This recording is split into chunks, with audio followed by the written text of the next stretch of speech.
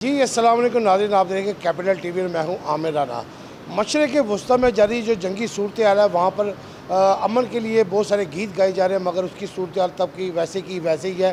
Crude oil की कीमत में बढ़ने के बाद लाहौर में बल्कि पूरे पाकिस्तान में पेट्रोलियम मसनूआत में इजाफा। इस सूरत हाल में सोना कहाँ पर गया, सोने की कीमत क्या रही, सोना कहाँ तक जाएगा, और जो इसका हब मिडल ईस्ट है वहाँ की जो मंडी है वो क्या कह रही है, हम आपको सुनवाते हैं। इचरा मार्केट जो पाकिस्तान की बहुत बड़ी मार्केट है, मरकज़ी मार्केट है, इनके जो सदर हैं उनसे बात करते हैं कि सोना कहाँ तक जाएगा, कहाँ तक गया और इसकी आने वाली सूरत में सोना कहाँ होगा। जी अस्सलाम वालेकुम भट्ट। जी वालेकुम अस्सलाम। अच्छा भट्ट साहब, पेट्रोलियम मसनूआत में बड़ा खौफनाक इजाफा हुआ है।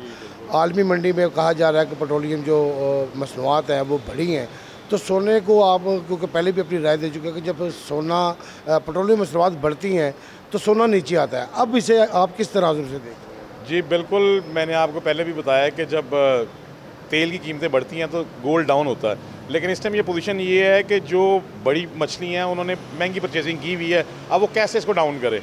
बेसिकली ये ज्यूश लॉबी के हाथ में गोल्ड का रेट है जहाँ से वो उन्होंने निकालना है, और उनकी अपनी सेलिंग और अपनी बाइंग बन जाती है इसमें, जिस वजह से वो मूवमेंट बना लेते हैं, लेकिन बहुत ज़्यादा डिफरेंस नहीं डालते।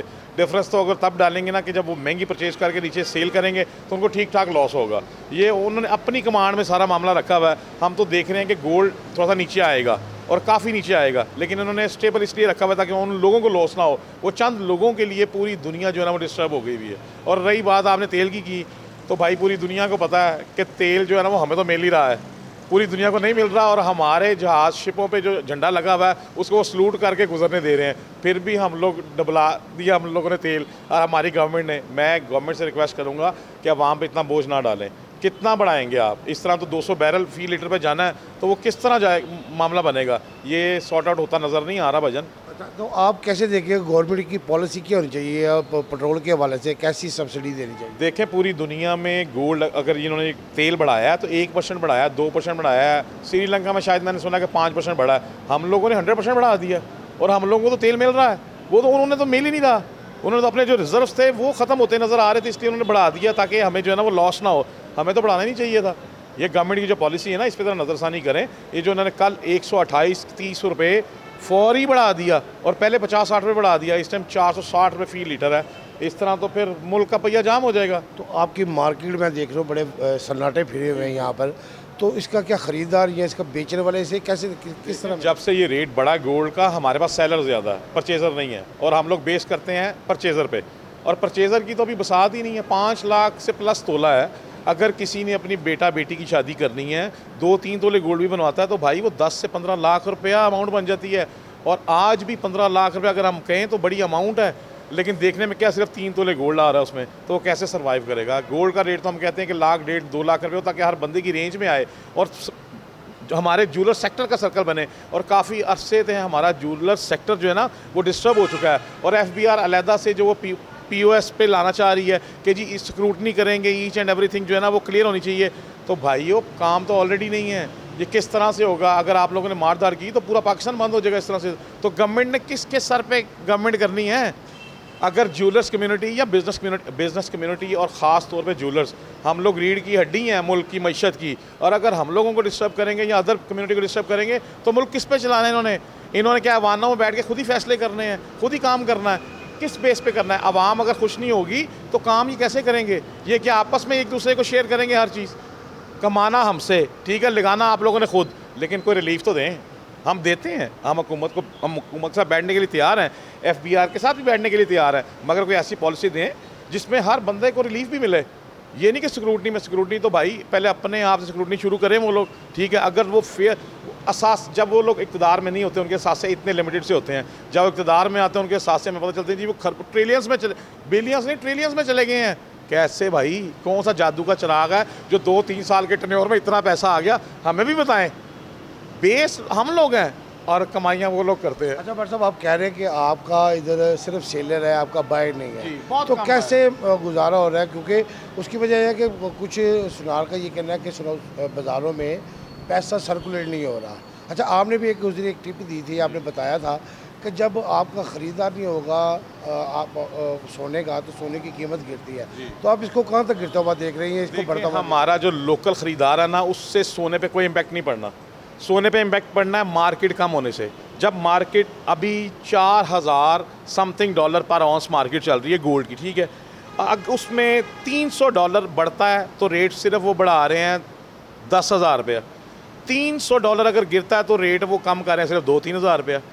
यानी कि उनकी दोनों साइड से पॉलिसी सेम नहीं है, इधर की और है उधर की और है। तो मतलब ये वो सट्टा माफिया ही कब्जा 100% भाई, 100% सट्टा माफिया है, 100% सट्टा माफिया है। इसके अलावा कोई बंदा भी ये काम नहीं कर सकता। ये सट्टे का ही काम है पूरी दुनिया में। जिन्होंने सिर्फ गैम्बलिंग करनी है कि जी लॉट्स, हज़ारों लॉट्स उठाई, हज़ारों लॉट्स सेल की, ये उनका काम है और हम लोग पिस रहे हैं इसमें। अच्छा, आप समझते कि ये सट्टा माफिया जंग की असल वजूहत वही हो सकता है, या जंग के बाद ये सट्टा माफिया निकलता है? भाई अमेरिका ने कैप्चर करना है तेल के कुओं को, अरब को कैप्चर करना है। जो हदीस शरीफ में कहा गया है कि अरब कैप्चर होगा, ईरान पे हमला होगा, ये सारे अपने मुफाद में कैप्चर कर रहे हैं ताकि ये बेस, ये जो जंग है ना, ये जंग आप बंदों की नहीं है, ये मुसलमानों की और यहूदियों नसरानियों की जंग है, अगर कोई समझे तो। और लोग तो ये भी कह रहे हैं, जो हमें भी नज़र आ रहा है, कि ये तीसरी आलमी जंग की तरफ काम फॉरवर्ड हो रहा है। जो कहा गया कि जी 2026 में, अच्छा इसी सदी की बात है, हमारी हिस्ट्री में कहीं भी 15वीं सदी का जिक्र नहीं है। ये इसी सदी में हर चीज़ क्लोज होनी है, क़यामत भी इसी सदी में ही है, ये ज़हन में रखें आप। और उसी के सिम्टम्स आपको नज़र आ रहे हैं कि पूरी दुनिया में जो बड़ा पहलवान है वो छोटों को जो है ना वो मार के कैप्चर करके उनकी जगह भी छीन रहा है, तेल के कुएँ भी छीन रहा है। जो जिस मुल्क का सोर्स है वो उसने कैप्चर करना ही करना है। अच्छा भाई साहब, इस वक्त जो मुल्क की मुआशी सूरत हाल है, इसमें सार्फिन जो सोने और चांदी के सार्फिन हैं, ख़रीदार हैं या बेचने वाले, उनके लिए आप क्या मशवरा दें? मैं भाई ये मशवरा दूंगा, बल्कि मैं क्या मशवरा दूं, इतनी महंगी परचेजिंग का तो मैं मशवरा भी नहीं दूंगा पहली बात। और लोग इस टाइम हमारे पास बहुत मजबूर आ रहे हैं सिर्फ कि जिनके घर में शादी है, उन्होंने अब सिर्फ, क्योंकि सोना एक एसिड है, सोना एक एसिड है और एक ट्रेडिशन है हमारा, ठीक है, उन्होंने अगर 10 तोले नहीं परचेज़ करना तो 1 तोला परचेज़ करना है। अब बहुत से लोग सिल्वर में भी चले गए हैं, बहुत से लोग आर्टिफिशियल में भी चले गए हैं, मजबूर हैं, क्या करें कि जी मैचिंग करना है। लेकिन एसिड के तौर पे 1 तोला, 2 तोला, 3 तोला लोग फिर भी अपने बेटियों को या बहुओं को दे रहे हैं ताकि बच्ची के पास कोई ना कोई एसिड हो जो माँ बाप की तरफ ट्रांसफ़र हुआ है। ये सोने का काम अज़ल से अब तक ख़त्म नहीं हो सकता, कम हो जाएगा, कम हो जाएगा, ठीक है। हम लोग देखें रेट बढ़ने की वजह से ना हम कम काम पे भी अल्लाह का शुक्र अदा कर रहे हैं, शुक्र अदा करेंगे, चलो अल्लाह ताला हमारा सर्वाइवल अल्लाह ताला ने बनाया हुआ है, अल्हम्दुलिल्लाह, कोई बात नहीं। आज अगर ये दिन है तो कल अच्छे दिन भी आएंगे, इंशाल्लाह ताला आएंगे। तो जैसे सूरत हाल में आपका जो कारीगर है, आपका जो मजदूर तबका है, उसके लिए तो इंतहाई मुश्किल होगी। जी बहुत ज़्यादा मुश्किल है मजदूर तबके के लिए कि हम लोग अब इस टाइम कारीगरों पे ट्रस्ट ही नहीं कर सकते, क्योंकि वैल्यू इतनी ज़्यादा बढ़ गई है कि अगर हमने 10 तोले भी उसको दिया तो ऑलमोस्ट 50 लाख रुपये है, तो हम उसकी मॉनिटरिंग तो नहीं कर सकते। इसीलिए सोने का जो कारीगर लेबर का काम है ना, वो फैक्ट्रीज वालों के पास चला गया, क्योंकि फैक्ट्री वाले क्या करते हैं, वो अपने हिसाब से चीज़ें मैनेज करते हैं, अपने इन्वेस्टमेंट करके चीज़ बना के फिर हम तक सप्लाई देते हैं सेफ एंड पे, और हम जब देते हैं तो हम उनको फिर क्लियर कर देते हैं। ये एक एंड हो गया, और जो कारीगर तबका है वो बिल्कुल डिस्टर्ब होकर रह गया और बहुत ज़्यादा काम ही छोड़ गए हैं। जी अस्सलाम वालेकुम। जी वालेकुम। मुझे बताइएगा कि दुनिया में कहते हैं जब जंगें होती हैं तो सोना जो है वो बढ़ता है, मगर इस वक्त सोना जो है वो नीचे आया है और जो पेट्रोलियम मसनूआत है वो बढ़ी हैं। इसे एशिया में और ख़ुसूसन अपने बड़े सगीर में हम कैसे देख रहे हैं लोगों के लिए? देखें जी, बात ये है कि जिस असल में ना सिनेरियो चेंज होता है, जिस वक्त भी जंगी हालात होते हैं ना, वो हर एक जगह का सिनेरियो चेंज है। इस वक्त जंग है मिडल ईस्ट में, मिडल ईस्ट की वजह से ना ऑयल जो है उसकी खपत जो है वो रुक गई और सारा कुछ रुक गया, उसकी वजह से ऑयल बूम कर गया, और इसकी वजह से सोना जो है ना वो डिवैल्यू होना शुरू हो गया, क्योंकि जब भी ऑयल की ट्रांसैक्शंस बढ़ती हैं ना, जब ये ऊपर को जाता है तो गोल्ड हमेशा नीचे को आता है। दूसरी बात ये है कि दुबई भी आपको पता है टोटल स्टक है, बंद है, वहाँ से भी कोई आ नहीं रहा, गोल्ड नहीं आ रहा, कुछ नहीं आ रहा।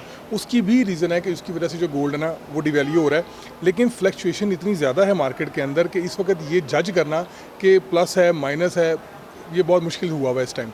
बहरहाल अनसर्टनिटी है, आपको पता है कि उसकी वजह से जो है ना ये सारे मामला चल रहे हैं, लेकिन जो जंगी हालात हैं, अगर तो ये जंग बंद होती है तो हम इसको गोल्ड को ऊपर ही देखते हैं, ठीक है, और अगर ये इसी तरह जारी सारी रहती है तो फिर ये फ्लक्चुएशन स्टार्ट रहेगी, माइट भी पॉसिबल कि ये नीचे गिरे और अच्छा नीचे गिरे, ठीक है, क्योंकि हालात ऐसे जो है ना वो हमें नज़र आ। तो सिल्वर को आप कैसे देख रहे हैं? सारी सूरत हाल में सिल्वर भी अपनी एक बूम पे गया था, वो 20 से 22 हज़ार रुपये तोला मिल रहा था, अभी वो वापस आ गया आधी कीमत के ऊपर। इसे आने वाले दौर में कैसे देख रहे हैं? सिल्वर का भी यही है, सिल्वर का भी हमेशा जब हमने कहा है ना तो हमने यही कहा है कि जब आप लॉन्ग टर्म के लिए अगर आप इसको रखना चाहते हैं तो आप करें, अदरवाइज़ जो है ना सिल्वर का डिमांड जिस वक्त निकली है तो उस वक्त एकदम से इसने बहुत बूम किया है। इंटरनेशनल जो होते हैं ना काम करने वाले, वो एक चीज़ जब अपने मुंह से निकालते हैं ना कि जी हम इस चीज़ के अंदर इस चीज़ को इस्तेमाल करने लगे हैं, तो साथ ही उस चीज़ के जो है ना, आपको पता है यहाँ पर पूरी दुनिया में ऐसे ही होता है कि एकदम से लोग उसके पीछे पड़ जाते हैं कि यार बस अब ये निकलने लगी है, लेकिन उसके बाद जैसे ही वो अपना ट्रेंड चेंज करते हैं तो साथ ही जो है ना एक चीज़ स्टेबल हो जाती है। अभी जो है ना सिल्वर यहाँ पर स्टेबल है, ठीक है। हम लोग अभी भी समझते हैं कि सिल्वर में इतनी को ताकत नहीं है कि वो बहुत ज़्यादा अभी को वापस से अपने बूम पकड़ेगा, लेकिन उसको टाइम चाहिए। अगर उसने उस बूम को पकड़ना भी है, जिस तरह सोना नीचे आएगा इस तरह सिल्वर भी नीचे आएगा, क्योंकि ये 20-80% के रेशियो से चलते हैं, ठीक है, और इनके ये साथ साथ ही रहते हैं। तो इस वजह से अगर वो बढ़ेगा तो ये भी बढ़ेगा, तो ये सारा कुछ जो है ना साथ साथ। मुझे बताइएगा, इस वक्त जो मौजूदा सूरत हाल है पूरी दुनिया में, जो महंगाई अपने ज़ोरों पर है और पाकिस्तान में आम आदमी के लिए इंतहाई मुश्किल है, तो मार्केट आपको, क्योंकि ये बहुत बड़ी मार्केट है एशिया की, तो इसे इस मार्केट में सेलर और बायर को कैसे देख रहे हैं, दुकानदारों के लिए क्या बताएं? इस वक्त तो बहुत ज़्यादा मसाइल हैं, क्योंकि जाहिर है कि हालात इतने ज़्यादा ख़राब हैं, महंगाई इतनी ज़्यादा है। अब ये पेट्रोल को देख लें आप, कल क्या हुआ है, ठीक है। तो यहाँ पर जो लोगों की एक्सेस नहीं है, और हमारी जो चीज़ है ना, ये तो आपको पता है लग्जरी आइटम्स में आती है, ये तो नीड नहीं है। इस वक्त जो लोगों की नीड है वो पूरी नहीं लोग कर पा रहे, जो हालात हैं। तो उस वजह से हमारे काम में तो इस टाइम बहुत ज़्यादा जो है ना बस वो स्लम्प है। हाँ, ज़्यादातर लोग जो है ना हमारे पास आप समझ लें कि सेल ही करने के लिए आते हैं, बाय वाला तो काम बहुत, यानी कि समझ लें कि बहुत कम होता है। और एक तजिया नगार सोने को, क्योंकि पूरी दुनिया में आप देख रहे हैं, क्योंकि आप इस कारोबार से वाबस्ता है, आम लोगों के लिए आपका क्या मशवरा होना चाहिए सोने और चांदी के बारे में? देखें जी, आम लोगों के मामले में वो तो बेचारे इस वक्त उनकी एक्सेस ही नहीं ना है कि वो उसको ख़रीदें या कुछ करें। जिन लोगों के पास है वो अपने हिसाब से वो करते हैं, बाइंग करनी हो बाइंग करते हैं, सेल करनी हो सेल करते हैं। हमारे काम में ज़्यादातर लोग ऐसे ही हैं कि, लेकिन वो बहुत रेयर लोग हैं जो इतने इन्वेस्टर हैं कि जो खरीदते हैं या मेरा बेचते कहने का हैं। मकसद है कि महंगाई की वजह से लोग क्या बेचने के लिए कोई बड़ी बेचने की रेशो ज़्यादा है ख़रीदारी से, क्योंकि जाहिर है कि लोगों के पास नहीं है, वो अपने खर्चे पूरे करने के लिए भी जो कोई छोटी मोटी चीज़ होती है वो अपना दे के तो अपने मामला को पूरा करें। फ़िलहाल तो यही रेशो चल रही है, ख़रीदने वाली नहीं। बहुत शुक्रिया जी। लोग अपना सोना बेच रहे हैं, ख़रीदार जो है वो इंतहाई कम है, और आने वाले वक्तों में इनका कहना है कि अगर जंग जारी रही तो सोने की कीमत गिरेगी। अगर जंग रुकती है और दुनिया के मामला ठीक होते हैं तो सोना अपनी पुरानी कीमत पर जाएगा।